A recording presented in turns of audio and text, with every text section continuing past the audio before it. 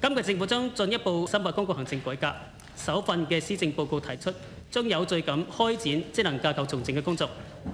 首先推進公職局同埋市政署重組嘅工作。除咗行政範疇嘅工作之外呢，經濟財政範疇今年都會開展財政局以及係金管局嘅架構重整工作嘅。請問司長閣下，財設嘅部門人員將點樣調動以及係合理配置？